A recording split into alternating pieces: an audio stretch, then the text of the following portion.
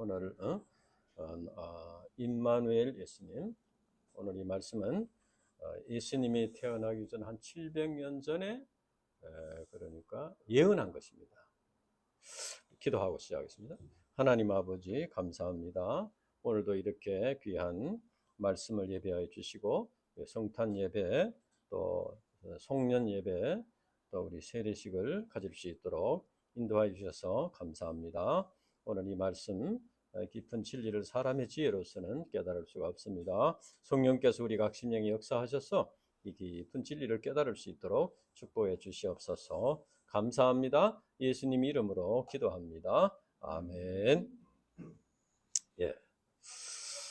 지난 한 해도 우리 한 사람 한 사람을 하나님께서 사랑하시고 우리 아버지가 되시고 목자가 되시고 보호자가 되셔서 돌봐주신 것을 감사합니다. 그러나 하나님은 눈에 안 보이기 때문에 또 현실적으로는 이렇게 또 자기 마음에 들지 않는 일들이 자꾸 생기기 때문에 하나님의 사랑을 이렇게 느끼고 이거 하기가 좀 어려운 점이 있습니다. 그러니까 우리가 참 이렇게 하는 것이 하나님의 사랑이라고 생각하는 거하고 하나님께서 우리를 사랑하시는 것하고 좀 다를 수가 있다는 겁니다. 오늘 말씀은 우리들에게 하나님의 사랑이 구체적으로 어떤 것인가 이것을 가르쳐 줍니다. 이제 1절부터 보면은 그 당시에 이제 이스라엘이 남북으로 갈라졌습니다. 솔로몬 이후에 갈라졌는데 그러니까 북이스라엘과 남유다, 그러니까 북쪽에는 에브라임 족속을 중심으로 이렇게 나라가 됐고 남쪽에는 유다를 중심으로 이렇게 나라가 둘이 갈라졌습니다. 그래서 이제 그리고 북이스라엘은 그 북이스라엘 위에 있는 북이스라엘 위에 있는 아람과 동맹을 맺었어요. 그리고 남유다는 이제 강대국인 아수르를 의지해서 또 이렇게 그래서 이제 북이스라엘은 아수르를 경계해서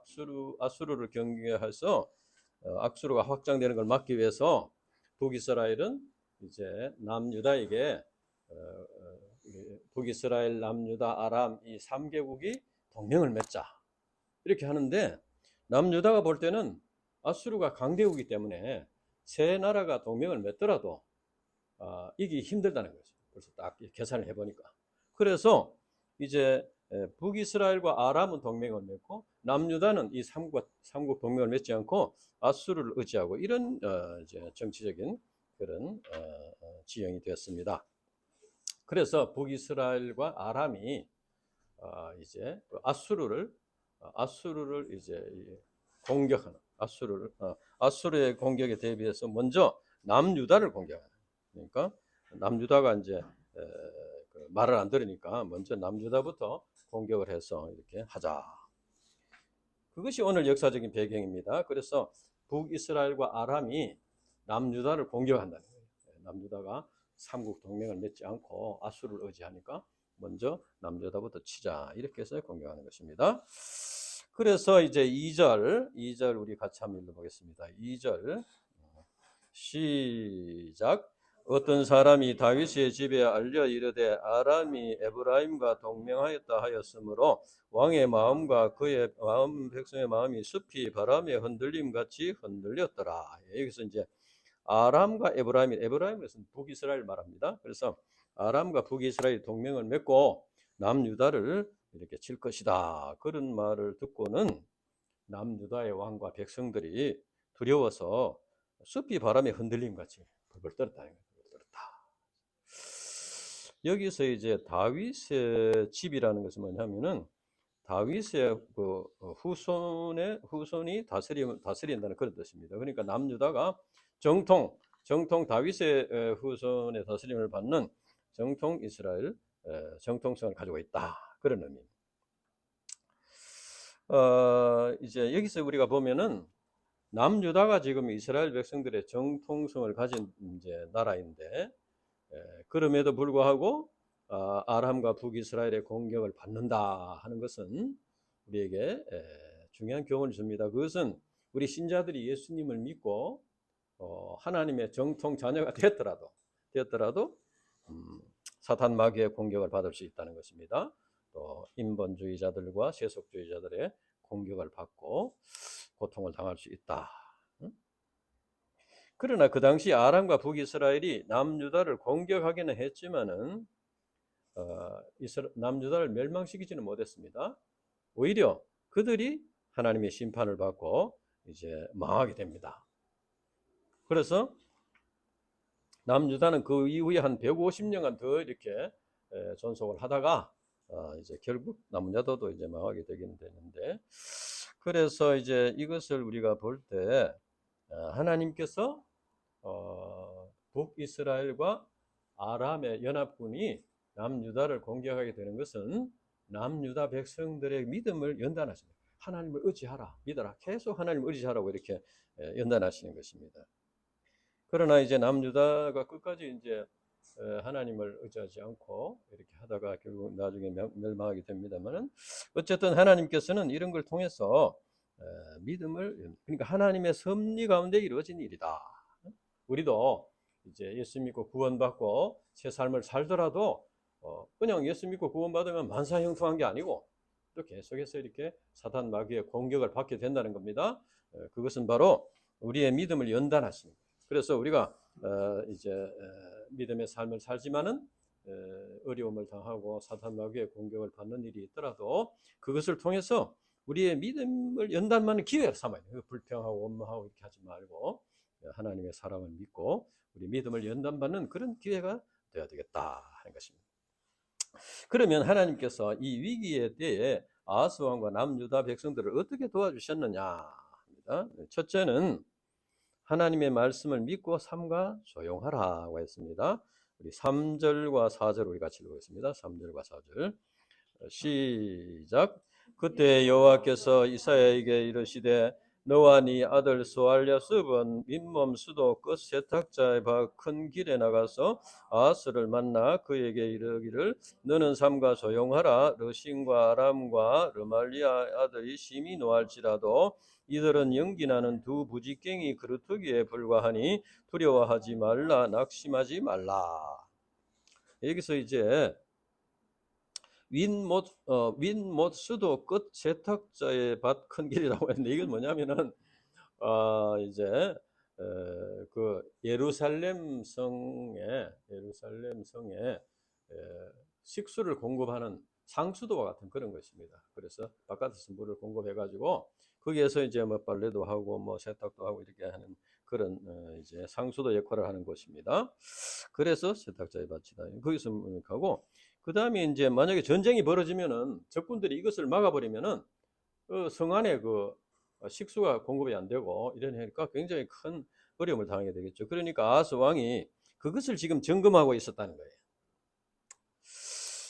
이것은 이제 왕으로서는 물론 자기 책임을 하는 것이라고 볼 수 있지만, 영적으로 볼 때는 전쟁을 앞에 두고 먼저 하나님을 만나고 하나님께 기도하고 이렇게 되는데, 그렇게 하지 않고 이제 인간적으로 자기의 그 꾀로서 지혜로서 이렇게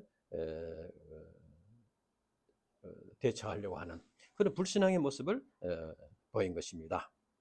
그때 하나님께서 이사야에게 아들 스알랴숲과 함께 아하스 왕을 만나라 이렇게 명하셨어요. 하나님께서 이사야의 아들이 스알랴숲인데, 그 스알랴숲이라는 이름의 뜻이 뭐냐면은 남은 자는 돌아오리라.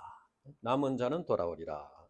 이것은 하나님께서 아들의 이름을 통해서 아하스 왕과 남유다 백성들에게 이제 하나님의 메시지를 전하기 위함입니다. 남유다가 아람과 북이스라엘의 공격에 처해가지고 굉장히 두려워하고 멸망하지 않을까 이렇게 두려워하고 있는데, 남은 자는 돌아오리라는 스알랴숲, 이사야의 아들. 하나님 아무 그게 없으면 굳이 아들을 데리고 가라 이렇게 할 필요는 없죠. 그래서 하나님께서는 아들을 데리고 가서 위로의 메시지를 전하라는 것입니다. 그리고 이제 이사야를 통해서 하나님께서 삼가며 조용히 하라. 두려워서 이렇게 무슨 이제 나무가 흔들리듯이 그렇게 벌벌 떨지 말고 삼가 be careful. 조용히 하라.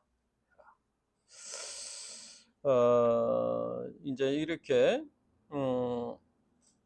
이 조용히 하라고 한 것은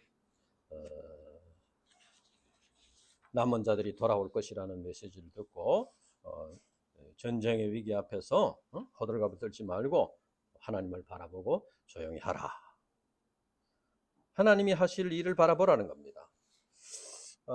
아람과 이스라엘이 강하게 보이지만 하나님 앞에서는 타다 남은 연기라는 두 무지개에 불과하다. 두려워하지 말라. 그래서 이제 하나님께서 이사야에게 아들 수알랴습을 데리고 가라고 하신 것은 북이스라엘과 아람 연합군의 공격을 앞두고 두려워하는 남유다 백성들에게 하나님을 의지하고 하나님을 믿어라. 남는 자가 돌아오리라. 이것은 이제 출애굽 때 이스라엘 백성들에게 하신 말씀 같습니다. 이스라엘 백성들이 출애굽할 때 홍해 앞에 왔을 때 홍해가 가로막혀 있고 뒤에는 애굽 백성들이 따라오고 이러니까 또 이스라엘 백성들이 막 원망하고 두려워하고 벌벌 떨고 이렇게 했습니다. 그때 이제 모세가 이제 말합니다. 우리 출애굽기 14장 찾아봅시다. 출애굽기 14장 13절에서 14절입니다. 출애굽기 14장 13절에서 14절.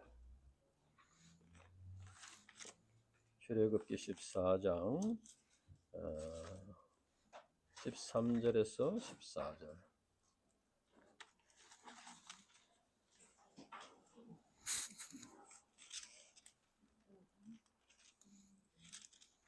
찾았어요? 출애굽기 14장 13절에서 14절. 같이 읽어볼까요?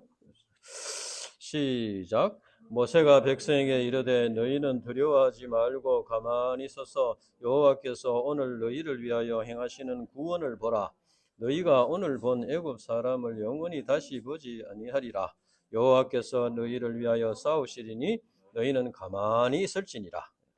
그러니까 이제 이스라엘 백성들을 위해서 하나님께서 싸우시니까 가만히 있어라. 이것은 뭐냐면은 이스라엘 백성들로 하여금 하나님을 체험하도록 하나님께서 너희를 보호하시고 인도하시니까 그것을 봐라. 너희 힘으로는 할 수 없는. 그래서 하나님께서는 이와 같이 참 우리 힘으로 할 수 없는 일을 만나게 하시고 그럴 때 막 두려워서 벌벌 떨고 막 그래서 자기가 할 수 있는 일도 못하고 이렇게 하지 말고 하나님이 하시는 일을 보라. 네? 가만히 서서 하나님 바라보라. 이것은 이제 우리도 그러니까 우리가 이제 어떤 위기를 만날 때 말하자면은 그 이제 도전하는 것도 쉽지 않습니다. 위기를 만날 때 도전하는 것도 쉽지 않는데 가만히 있는 것도 굉장히 어렵습니다.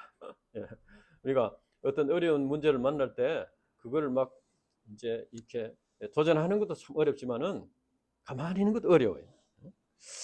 이제 사단 마귀가 자꾸 이제 의심하게 만들고 불안하게 만들고 두려워하게 만들고 이렇게 하는 것이죠. 그러니까 이제 우리가 위기를 만나면은 우리를 직접 공격하는 자들도 힘들게 하지만은 마치 그 구경꾼들 같이 뭐 이렇게 관전평을 하고 뭐 무엇 때문에 뭐 부족하다 무엇이 잘 안 된다 뭐 이렇게 그것도 참 힘 빠지게 하는 것이죠. 그러나 우리는 하나님께서 하실 일을 바라보고 조용히 기다리는 하나님께서 우리가 어떤 위기를 만날 때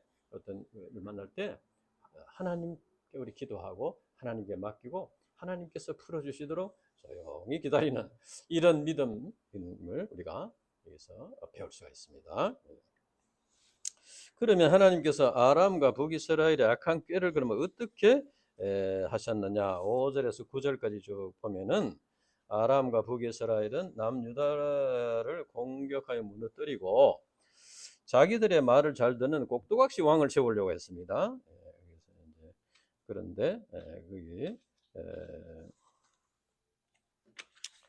거기 보면은 이제 다부엘의 아들을 그 중에 세워 왕으로 삼자. 다부엘의 아들이 누군지 정확히는 알 수 없습니다. 하여튼 북이스라엘에서 아람 그 연합군이 쳐들어와 가지고 아하스 왕을 죽이고 꼭두가시 왕을 세우자. 그래야 자기 말을 잘 들으니까. 그런데 이제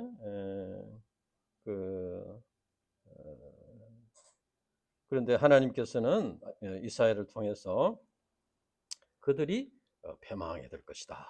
패망하게 될 것이다. 65년 내에 패망한다고 했습니다. 이는 곧 인간의 악한 꾀가 세상을 주관하는 하나님 앞에서는 아무 힘을 쓰지 못한다는 것입니다. 그래서 남유다의 아하스 왕과 백성들은 하나님을 굳게 믿어야 합니다. 굳게 믿는다는 것은 stand firm in your faith. 그러니까 네 믿음 위에 굳게 서라. 말씀을 믿고 하나님의 약속의 말씀을 믿고 조용히 기다려라. 하나님께서 말씀대로 이루어 주시는 것을 기다리라는 것이죠. 아하스 왕과 이스라엘 백성들은 이제 남은 자는 돌아오리라. 이사야의 아들 스알랴습을 통해서 하나님의 음성을 들었습니다. 그리고 또 이사야를 통해서 원수들의 악한 꾀가 서지 못하리라. 원수들의 악한 꾀가 서지 못하리라 하는 말씀을 들었습니다. 그게 9절에 보면은 너희는 굳게 그게 보면은 7절에 보면은 여호와의 말씀이 그 일은 서지 못하며 이루지 못하리라. 한다. 그러니까 이 두 가지 약속의 말씀, 이 두 가지 약속의 말씀을 굳게 이렇게 믿어야 됩니다. 현재 상황은 아주 위험한 상황이지만은 하나님의 말씀을 붙잡고 그 말씀대로 이루어 주실 것을 믿고 악한 꾀를 하나님께서 무너뜨릴 것을 믿고 조용히 자리를 지키라. 오늘날 사단 마귀가 악한 꾀로서 우리에게 두려움을 이렇게 심어주고 절망에 빠지게 하고 이렇게 합니다. 그동안 사단 마귀와 여러 악한 꾀로서 우리 대구 UBF에도 무너뜨리려고 했고 또 우리 개인에게도 여러 가지 두려움을 심어주는 일들이 있었습니다. 저도 오래전에 이 대구 UBF가 망할 것 같은 두려움에 사로잡혀서 지레 겁을 먹고 그만 집을 팔고 멀리 이사를 가기도 했습니다. 그러나 하나님께서 말씀을 주시고 그렇지 않다. 그래서 우리와 함께 하시는 것을 보여주시고 힘을 내도록 도와주셨습니다. 그래서 에레미야 29장 10절 여호와께서 이와 같이 말씀하시니라 바벨론에서 70년이 차면 내가 너희를 돌보고 나의 선한 말을 너희에게 성취하여 너희를 이곳으로 돌아오게 하리라. 이 말씀을 주셨습니다. 그래서 이 말씀을 붙잡고 지금까지 이렇게 감당하고 있습니다. 여기서 보면은 우리 자신이 승리의 삶을 살기 위해서는 무슨 능력이 많아야 되는 게 아니고 하나님께서 주시는 말씀을 붙잡아야 된다. 이걸 좀 더 다른 말을 하면은 하나님께서 내게 주시는 말씀이 내 마음속에 있어야 된다 그 말이에요. 그래야 믿을 수가 있는 거예요. 하나님께서 내게 주신 말씀으로 받아들이고 그 말씀을 붙잡고 이겨나갈 수 있는 그 말씀이 있어야 된다. 우리는 많은 말씀들을 듣고 있습니다. 주일 말씀, 일용할 양식 말씀, 유튜브에 많은 메시지를 듣고 있습니다. 그런데 그 말씀이 내게 주시는 말씀으로 영접해야 된다는 거예요. 그래서 위기의 때에 그 말씀을 붙잡고 하나님께서 이런 약속을 주셨다. 그러니까 이런 약속들을 이루어 주실 것을 내가 믿는다. 그래서 그런 이제 위기에 그런 두려움을 극복하고 그렇게 이겨나가야 된다. 하나님께서 그 말씀대로 이루어 주시기 때문에. 그래서 이제 우리가 실제 삶에 우리 자신이 인생이 망할 것 같고 또 가정이 망할 것 같고 복음 역사가 망할 것 같고 이러다가 또 자녀들이 또 잘못될 것 같고 뭐 여러 가지 두려움을 이렇게 두려움에 빠지고 하는 일들이 우리에게 있습니다.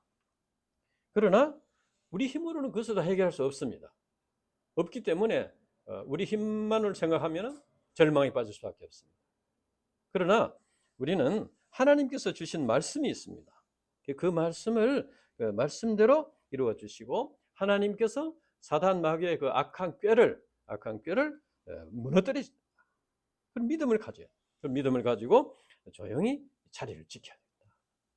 자리를 지키면 하나님께서 문제들을 하나하나 풀어주시는 것을 우리가 체험할 수 있습니다. 그러니까 그것은 이제 우리가 이제 또 생각하면 하나님께서 뭔가 빨리빨리 해결해 주시고 뭔가 이렇게 보여주시고 하면은 참 믿음의 삶을 살겠다 이러겠는데 그것이 아니고 우리가 하나님의 약속을 믿고 나가면은 때가 되면 하나님께서 문제를 풀어주신다는 것입니다. 그것을 믿는 것이 실제적인 믿음입니다. 그래서 이제 우리가 문제는 뭐냐? 하나님의 말씀, 내 마음 속에 하나님의 말씀이 있느냐? 내게 주신 말씀이 있느냐? 우리 가정에 주신 말씀이 있느냐? 우리 복음 역사에 주신 말씀이 있느냐? 하는 이것입니다. 그래서 우리가 이제 앞으로도 이제 말씀을 많이 공부할 것인데 그 말씀, 그것을 한마디라도 내게 주시는 말씀으로 깊이 영접하고 그것을 붙잡고 그 말씀이 있으니까 하나님께서 그 말씀대로 이루어 주실 것을 믿고, 그러니까 안 믿는 사람들이 볼 때는 조금 이제 좀 허황한 것이 보이겠죠. 그러니까 안 믿는 사람들을 다 이해시키려고 하면 할 수 없습니다. 그래서 우리는 하나님의 말씀을 믿고 그 말씀대로 마음을 새기고 말씀대로 이것을 믿고 이제 믿음으로 나가야 되겠다. 그래서 우리가 위기에 대해 첫째는 뭡니까? 호들갑을 떨지 말고, 조용히 이제 말씀을 믿고 조용히 삶과 조용히 하라. 두 번째는 이제 네 하나님께 징조를 구하라고 했습니다. 우리 10절과 11절 같이 읽어보겠습니다. 10절과 11절. 10절과 11절 시작. 여호와께서 또 아하스에게 말씀하여 이르시되 너는 네 하나님 여호와께 한 징조를 구하되 깊은 데에서든지 높은 데에서든지 구하라 하시니. 깊은 데서 높은 데는 하나님께서 모든 것을 다 이루어 주실 수 있다는 그 말입니다. 그래서 이제 징조를 구하라. 이 징조를 구하라는 것은, 이 징조라는 것은 하나님께서 말씀을 성취하신다는 어떤 진정성을 볼 수 있는 어떤 증거들을 구하라는 것입니다. 어떻게 보면은 이제 이런 징조를 보지 않고 이제 믿는 것이 올바른 믿음이라고 할 수 있는데, 너무 믿음이 연약할 때는 하나님께서 징조를, 예를 들면 이제 그 사사기에 보면 기드온이 있습니다. 기드온이 하나님께서 부르셨는데 너무 두려움이 많아가지고 도저히 그 하나님께서 주신 사명을 감당할 수 없어서 자기가 이제 하나님께 구했습니다. 양털을 한 점 가져와가지고 양털을 이렇게 놓고 처음에는 양털에만 이슬이 내리고 가에는 이렇게 마르게 해주십시오 하니까 하나님께서 또 그렇게 해주셨어요. 그래도 또 확신해요. 그 다음 날에는 그러면은 양털에는 이제 이슬이 안 내리고 주위에만 이슬이 내리게 해주십시오. 또 그대로 해주셨어요. 그러니까 하나님께서 기드온이 너무 어리고 이렇게 하니까 그런 징조를 보지 않고도 믿는 것이 올바른 믿음인데, 사실 바람직한 믿음인데, 하나님께서는 그 징조를 구하는 그 기도원의 기도를 응답해 주셨어요. 이렇게 해줄 테니까 네가 믿어라. 그러니까 이제 하나님께서 이 아하스 왕에게도 믿음을 갖지 못하니까 징조를 구해라. 하나님이 계신다, 하나님이 도와주신다 하는 것을 믿을 수 있는 그런 징조를 구하라고 했어요. 그러니까 아하스가 어떻게 했습니까?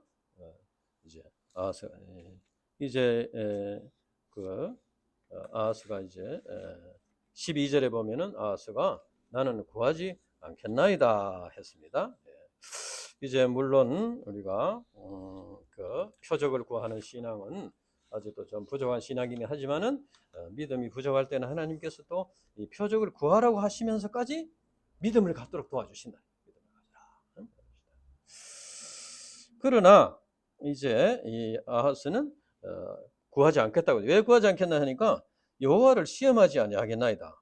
이건 말은 보면 굉장히 옳은 말 같습니다. 여호와를 시험하면 안 되죠. 믿어야 되는데. 그런데 나중에 보면은 이 아하스가 아수르를 의지했어요. 그런 걸 보면은 하나의 핑계죠. 그러니까 하나님을 시험하지 말라는 말씀을 핑계해서 징조를 구하지 않았어요. 이것은 뭐냐 하면은 징조도 구하지 못할 만큼, 그러니까 징조를 구해서 믿으려고 하는 소원도 없는 거예요. 징조를 구해서라도 참 내가 하나님을 믿어야 되겠다는 이 소원까지도 없는 거예요. 그런 믿음도 갖지 못하는 거. 그래서 너무나 불신앙이 꽉 차가지고 징조를 구하는 것조차도 의미가 없는 것으로 이렇게 생각하는 그런 자였다. 그래서 이제 하나님께서 징조를 구하지 않은 아하성과 이스라엘 백성들을 어떻게 했느냐. 14절에서 16절에 보면은 이 징조도 못 구하는 이 아하스 왕에게 하나님께서 그래도 이제 포기하지 않으시고 징조도 못 구하는 아하스 왕에게 하나님께서 일방적으로 징조를 보여주신다. 이렇게 했습니다. 14절에 보면은 주께서 친히 징조를 너희에게 주실 것이다. 보라, 처녀가 잉태하여 아들을 낳을 것이요 그의 이름을 임마누엘이라 하리라. 그러니까 이제 하나님께서는 일방적으로 징조를 보여주셨는데 그것은 처녀가 잉태하여 아들을 낳을 것이요 그 이름을 임마누엘이라 하리라 하는 말씀입니다. 우리가 이제 대개 하나님의 계시는 그 당시에 일어날 일을 계시하시면서 장래일을 계시하십니다. 그러니까 예수님도 예루살렘의 멸망을 계시하시면서 장차 종말에 일어날 것을 같이 이렇게 말씀을 하셨어요.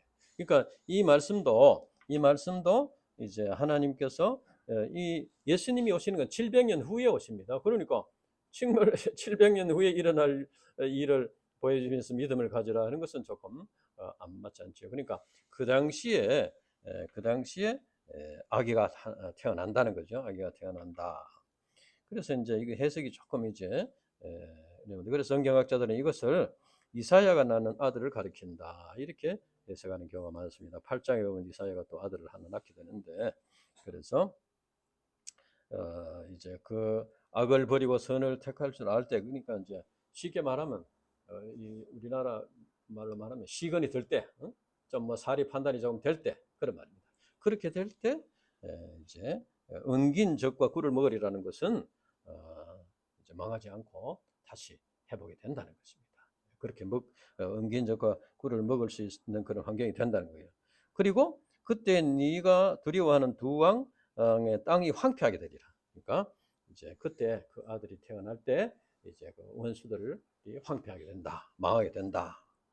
그러니까 이제 이 징조, 그러니까 이 징조를 아하스 왕과 남유다 백성들에게는 그렇게 보여주셨는데 이것은 이제 장차 그리스도가 태어날 징조를 보여주신 것이다. 그래서 이 말씀은 이사야를 통해서 마태복음 1장 21절에서 23절에 보면은 이제 아기 예수님이 탄생하는 것을 여기서 볼 수 있습니다. 그래서 이 예수님의 탄생이 보라 처녀가 잉태하여 아들을 낳을 것이요 그의 아들을 임마누엘 하리라 이런 말씀이 이루어진 것이다.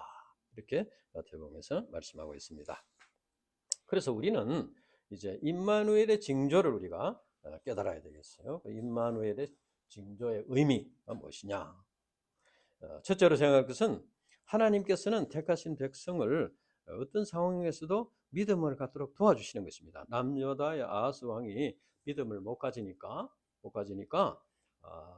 이제 이사야로 하여금 아들 스알랴습을 데리고 가서 이제 남는 자는 돌아온다. 완전히 망하지 않는다 하는 말씀을 주시고 또 그 다음에는 징조를 구하라. 그러면 하나님께서 그 징조들을 네가 구하는 징조들을 그대로 이루어 줌으로써 하나님을 믿도록 해주겠다.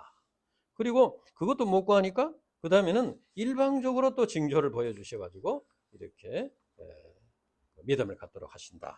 하나님께서는 아하스 왕과 이스라엘 백성들을 그냥 일방적으로 믿으라고만 하지 않고 믿음을 가질 수 있도록 환경을 만들어 주셨다.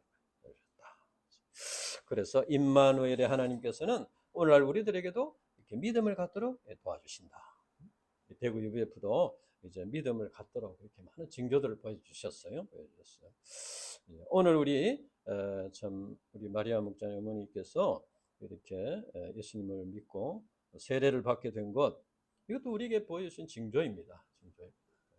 하나님께서는 지금도 구원의 역사를 이루고 계신다. 징조.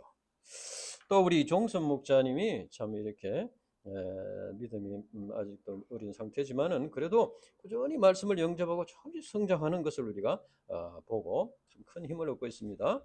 그래서 이제 대구에 남고자 결단을 한 것이나 묘준 형제를 이렇게 성경을 가르치고 이렇게 하는 것이나 이런 것을 볼 때 이 하나님께서 우리 대구 UBF를 사랑하시고 우리 대구 UBF를 쓰셔서 회복의 역사를 이루시고자 하신 하나님의 징조를 우리에게 보여주신 것이다. 또 최근에 와서 우리 예술 자매님이 마음에 이런 신앙을 올바른 신앙을 갖고자 하는 그런 소원을 가지고 또 이렇게 참 성경 공부를 이렇게 하고자 하는 소원을 가지고 이렇게 가지게 된 것.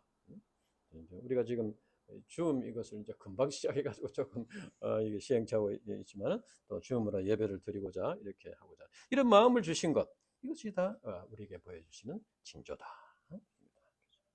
그래서 우리는 이제 어떤 상황 속에서도 하나님을 믿어야 되겠다. 하나님을 믿어야 되겠다. 그렇죠? 무엇보다도 하나님의 말씀을 믿고 믿어야 되겠다. 그 다음에 이제 이 임마누엘의 두 번째 의미는 하나님께서 언제나 우리와 함께 하신다는 겁니다. 이것은 바로 이제 임마누엘의 의미가 바로 하나님이 우리와 함께 하신다. 이제 그 당시에 보면은 우리가 이것을 잘 아는데 이 아하스 왕을 우리가 볼 때 아하스 왕이 하나님의 존재를 부정한 것은 아닙니다. 오랫동안 하나님의 백성이라는 그 전통 속에서 살아왔습니다. 의식. 그래서 머릿속에는 하나님이 있는데 실제 삶 속에는 그만 하나님이 없다는 거예요. 이것이 문제입니다. 이것을 이제 신학적으로는 실천적 무신론자다 이렇게 표현을 합니다. 근데 이제 하나님을 믿는다고 하고 하나님께서 뭐 천지를 창조하셨다. 그리고 뭐 또 예배도 하고 이렇게 하는데 실제 생활 속에 나와 함께 어떤 문제가 다 부딪히면은 뭐 다 잊어버리는 거예요. 다. 그러니까 실제 생활 속의 위기 때에 임마누엘을 체험하지 못하는 거예요. 마치 하나님 없는 안 믿는 사람처럼 막 두려워하고 절망에 빠지고 막 이렇게 한다는 거예요. 이것은 바로 자기에게 두신 하나님의 뜻을 알지 못하고 말씀도 마음속에 말씀이 없는 것이에요. 자기에게 주신 말씀이 그러니까 종교 의식에만 참여하는 거예요. 그래서 아무 일 없을 때는 그저 이렇게 참 경건한 모습을 나타내기도 하고 이렇게 하는데 실제 생활에서는 자기에게 주신 말씀이 없어요. 자기가 믿고 있는 말씀, 뭘 믿고 있나? 무슨 말씀을 믿고 있는 것이죠. 그리고 이제 자기의 삶을 그 말씀대로 이끌어 준다는 그 믿음 없는 거죠. 하나님을 믿지 못하는. 그래서 살기는 자기의 계획이나 자기의 어떤 성실이나 자기의 꾀나 이런 세상 풍제대로 이렇게 산다는 거예요. 이것은 이제 머리 속에는 어떤 살아가는 문화 속에는 어떤 관념 속에는 있지만은 실제 자기의 삶 속에서 하나님이 살아계시지 못하는 것이죠. 이것은 이제 불신자나 마찬가지다. 이 아하스 왕이 바로 그런 사람. 또 이제 실천적 무신론자하고 비슷한 건데 이건 이신론이라는 것이 있는데 이것은 이제 마치 그 시계를 만든 사람이 시계공이 시계를 만들고 난 뒤에는 더 이상 시계에 관섭하지 않잖아요. 시계 뭐 이렇게 돌아라 저렇게 돌아라 하지 않고 시계 자기의 이제 메커니즘대로 그냥 움직이는 거죠. 이 신론자들은 마찬가지. 하나님께서 성질을 만드시기는 했는데 만들고 난 뒤에는 또 간섭하지 않는다. 그리고 세상 그 이치대로 법칙대로 그냥 자동으로 굴러간다. 이렇게 생각하는 자들이죠.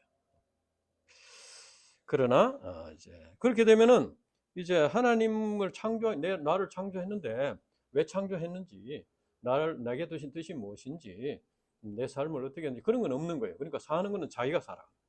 하나님이 창조를 하셨는데 자기가 살아요. 그러면은 왜 창조했는지 뭐 살아가는 존재 의미가 뭔지 뭐 이런 걸 모르는 거예요. 그러니까 운명적인 삶을 살 수밖에 없다. 그래서 이제 하나님께서 이 세상을 창조하시고 우리 한 사람 한 사람을 창조하셨을 뿐 아니라 언제 어디서나 우리와 함께 하시고 우리의 삶을 통해서 하나님의 뜻을 이루시고 우리를 이끌어 가시는 분이시다. 그것이 바로 임마누엘이란 그게 뜻이라는 것이다. 특히 어떤 위기의 때 이게 하나님께서 함께 하신다. 그래서 이제 우리는 어떤 위기의 때에 또 하나님이 함께 하시니까 어떻게 해야 되겠어요? 그 속에 드신 하나님의 뜻이 무엇이며 하나님의 뜻이 무엇인가? 그것을 찾아야 됩니다. 기도를 해야 되죠. 하나님. 우리가 평소에도 하나님께서 내게 두신 소망, 내게 주신 뜻, 그것을 이제 가르쳐 달라고 기도하고 또 그것을 말씀을 통해서 깨달아야 되고, 특히 어떤 위기한 어떤 어려운 문제를 만날 때 이 문제를 주신 뜻이 무엇이냐? 그것을 알아야 합니다. 하나님께서 나와 함께 하시는데, 제자들이 예수님과 늘 동행을 했는데 예수님께서 갈릴리 바다를 건너가자. 근데 풍랑을 만났어요. 예수님께서 풍랑이 있는 줄 아셨죠. 예수님이 몰랐다면 그건 예수님이 아니죠. 그러니까 알았지만은 가자. 그러니까 우리가 어떻게 생각하면은 제자들에게 풍랑이 있으니까 내일 가자 이렇게 하는 것이 사랑이라고 생각할 수 있지만 예수님 그렇게 하지 않아요. 왜냐하면 그걸 통해서 예수님을 체험하도록 깨닫도록 하는 뜻이 있었다는 겁니다. 연단하십니다. 마찬가지로 우리가 이제 하나님께서 항상 함께 하시지만은 함께 하신다고 해서 모든 것이 그저 내 계획, 내 이기적인 어떤 욕심이나 어떤 이것대로 되는 것이 아니고 하나님의 뜻을 이루는 방향으로 이루어 가신다는 거예요. 그렇기 때문에 내게 왜 이런 일이 일어나나, 뭐 불평하고 원망하고 뭐 어떤 운명적인 생각으로 이렇게 해서는 그는 하나님과의 관계를 올바로 아직 맺지 못하는 거예요. 어떤 문제가 있더라도 그 속에 하나님이 뜻인 뜻이 무엇인가? 아무 뜻이 없이 그렇게 된 건 없다는 거예요. 그래서 그걸 찾고자 하나님께 매달리고 하나님 기도하고 하면은 그래서 하나님의 뜻을 가르쳐 주신다. 그래서 하나님께서 이제 그 독생자 예수 그리스도 임마누엘, 그러니까 하나님께서 우리와 함께 하신다는 그 증거가 뭐냐? 예수님께서 이 땅에 오신 거예요. 예수님이 하나님의 아들이시고 하나님의 본체이시니까. 그래서 요한복음 3장 16절에 보면 하나님이 세상을 이처럼 사랑하사 독생자를 주셨으니 이는 그를 믿는 자마다 멸망하지 않고 영생을 얻게 하려 하심이라 했습니다. 로마서 8장 32절에도 자기 아들을 아끼지 아니하시고 우리 모든 사람을 위하여 내주시니가 어찌 그 아들과 함께 모든 것을 우리에게 주시지 아니하겠느냐. 우리는 날마다 예수님의 십자가를 바라보고 하나님이 우리와 함께 하심을 믿어야 됩니다. 하나님이 눈에 안 보이지만은 십자가는 우리가 이렇게 볼 수 있잖아요. 십자가. 그래서 예수님의 십자가를 바라보면서 참 하나님이 나와 함께 하신다 하는 것을 믿어야 되겠습니다. 하나님께서 믿음이 없어서 징조도 구하지 못하는 아하스를 신이 징조를 보여주시면까지 믿음을 갖도록 하셨다. 그런데도 아하스가 믿음을 갖지 못했습니다. 그래서 이제 17절부터 마지막까지 보면은 결국 이제 심판을 받고 망하게 되는 그런 말씀들이 쭉 나오게 됩니다. 그래서 이제 우리가 이제 이 말씀을 볼 때 하나님께서는 이스라엘 백성들을 사랑하시지만은 끝까지 돌이키지 않고 믿음을 갖지 않으면은 징계를 받게 되고 심판을 받게 된다. 그렇죠?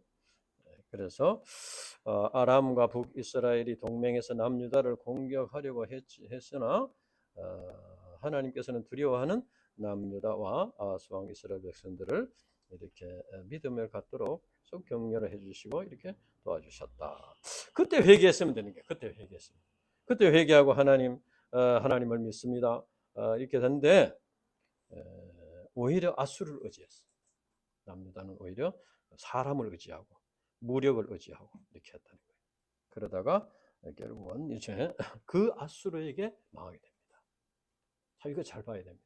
남유다가 아수르를 의지했는데 그 아수르에게 망하게 되는 거예요. 그래서 참 우리에게 가르쳐주는 진리가 큽니다. 돈을 의지하는 사람은 나중에 뭐 돈 때문에 고통을 당해요. 자기 꾀를 의지하는 사람은 나중에 자기 꾀에 넘어간다 하잖아요. 자기 꾀 그렇게 되는 거예요.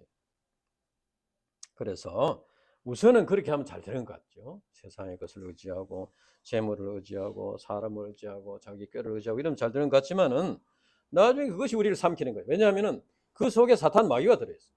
사탄 마귀가 재물 속에 어떤 사람 속에 어떤 자기의 꽤 이기적인 욕심 속에 이렇게 들어가 있어가지고 그대로 하면은 야 성공한다 잘 된다 이렇게 해봐라. 이렇게 사탄 마귀가 하는 거예요.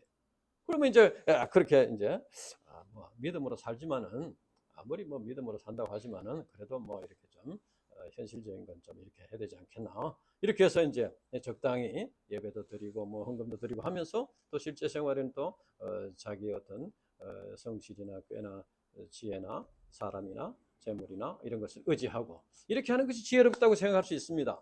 그러나 나중에 보면은 그 속에 사탄 마귀가 들어있어 가지고 내가 의지하는 그것이 나를 삼키게 됩니다. 그렇기 때문에 우리가 이것을 주의해야 됩니다. 이것이 인간의 어리석음이다. 그래서 우리는 눈에 보이지 않지만 살아 계시면서 우리와 함께 하시는 임마누엘의 하나님, 우리에게 말씀을 주시고 그 말씀대로 이루어 주시는 하나님, 독생자 예수님을 보내주셔서 우리를 사랑하시고 우리와 함께 하시는 증거를 보여주신 그 하나님을 우리가 믿어야 되겠다. 그래서 우리가 어떤 상황 속에서 하나님이 함께 하시는 것을 믿고 하나님의 사랑을 믿고 이렇게 믿음을 지키고 살아갈 때 거기에 참 승리가 있다는 것을 우리가 깨닫고 영접하고 우리의 삶의 기초를 삼아야 되겠다. 기도하고 마치겠습니다. 하나님 아버지 감사합니다. 오늘 이 귀한 말씀 참 주셔서 감사합니다. 처녀가 아들을 낳을 것인데 임마누엘이라 하리라. 임마누엘의 하나님. 하나님께서는 우리가 믿음이 부족하더라도 믿음을 갖도록 이렇게 여러 가지로 참 유치한 방법들을 동원해서더라도 이렇게 믿음을 갖도록 이렇게 도와주시고 어떠한 상황 속에서도 우리와 함께 하셔서 하나님께서 주신 말씀대로 이루어 가시는 하나님, 우리가 이것을 세상을 의지하지 않고 자기 꾀를 의지하지 않고 재물을 의지하지 않고 사람을 의지하지 않고 이제 완전히 하나님을 의지해서 믿음으로 승리하는 삶을 살 수 있도록 인도해 주시옵소서. 감사합니다. 예수님 이름으로 기도합니다. 아멘.